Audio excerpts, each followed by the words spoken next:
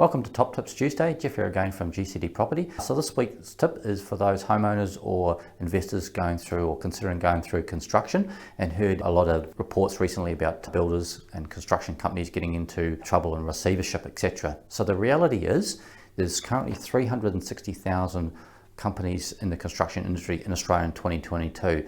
Now the number of companies that have gone into receivership or not proceeded, very small. I've built lots of new properties over the years in Australia and New Zealand, never had any major issues. So it's about doing your due diligence and researching the company in a bit more detail. So the first thing that you need to do is, if you've got looking at a building contract, make sure that it is a fixed price contract. So a lot of the builders will have cost per item, and there's really no definite final cost, and there's a lot of clauses in there. So you really need to have someone that can check that contract. Generally, a reputable builder will have a turnkey price in there, but there will be a time limit when that quote expires or that contract expires, generally 3 to 6 months, because costs are obviously increasing, but it's most important to have that fixed price in there.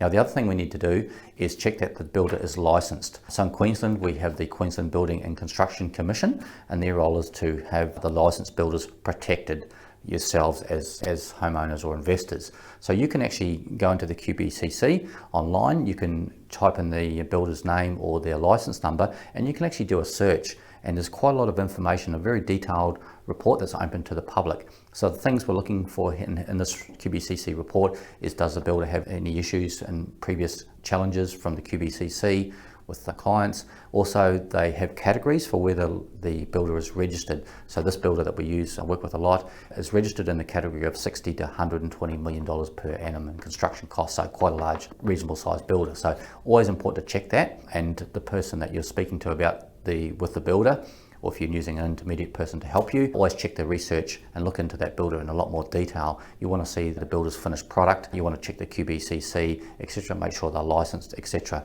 The other thing that will help protect you, if they're licensed with the QBCC, there's actually an insurance that the builders must pay every time they lodge a building approval, and that insurance will help cover in the case that the builder can't proceed.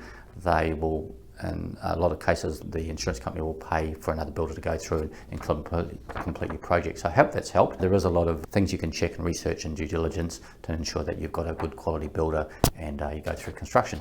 Hope that's helped. See you next Tuesday.